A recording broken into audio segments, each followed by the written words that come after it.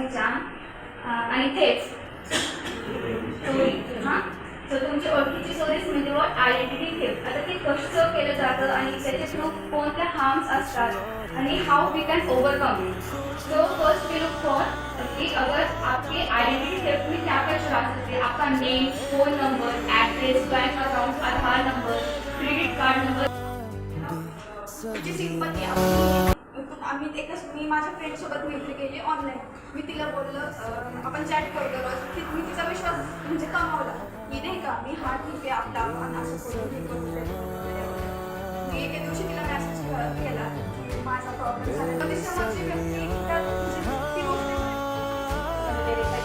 ते आपण सेफ कसं ठेवतो लॉकर चालू पण तसंच आपण जे काही ऑनलाईन पेमेंट वगैरे जे आहे ते आपण स्ट्रॉंग पासवर्ड लावून ते सेव्ह करू शकतो. जर आपले वीक असतील पासवर्ड तर आपले म्हणजे जे काही ऑनलाईन फ्रॉड आहे किंवा बँकेत फ्रॉड आहे ते जास्त होऊ शकतो. त्यामुळे मिसयूज करून ते आपले पैसे घेऊ शकतात. त्याच्यातूनच एक एक्झाम्पल आहे डिजिटल पेमेंट ॲप्लिकेशन दिलेले आहे. म्हणजे आता मोस्टली सगळे डिजिटल पेमेंट झालेलं आहे फ्रॉड होणं सांगितलं. मग ह्याच्यावर एक एक्झाम्पल आहे.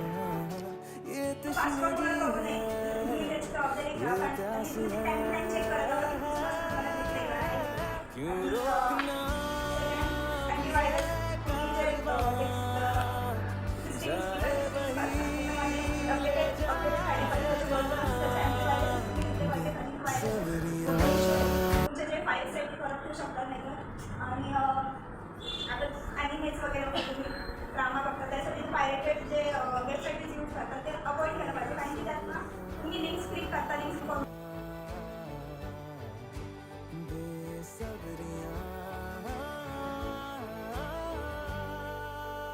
आपली इतक्या लहान वयात आहेत. खूप छान वाटलं मला त्यांना बघून सेशन घेताना. थोड्या लहान वयात एवढं नॉलेज आहे आणि ते करतात प्रयत्न. तसंच आपणही काहीतरी करण्याचा प्रयत्न केला पाहिजे. जेव्हा त्यांच्या वयाची होते तेव्हा मी थोडंसं स्टार्टअप केलं होतं आणि मला जसं मीच आठवले की समोर सेशन घेते ट्रेनिंग आता त्याच्यानंतर एवढे पुढे जाऊन फ्रीलान्सर ट्रेनर झाल्याने असेल ती जर्नी अशीच असते. कॉन्फिडन्स म्हटलं तर कमी जास्त प्रमाणात सगळ्यांमध्येच असतो. तो काही अचानक वाढत नाही आणि तो हळूहळू येतो. असं प्रयत्न केल्यानंतर त्यांच्या वयाच्या मानाने त्यांच्या मानाने खूप छान घेतलं त्यांनी ट्रेनिंग. तर तिला जास्त मी छळलं त्याबद्दल सॉरी.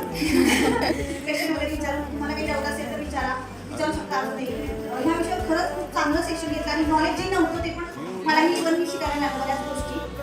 तर त्यांचे खूप थँक्यू. आपण थँक्यू आभार व्यक्त करूया त्यांच्यासाठी आणि क्लॅप करूया.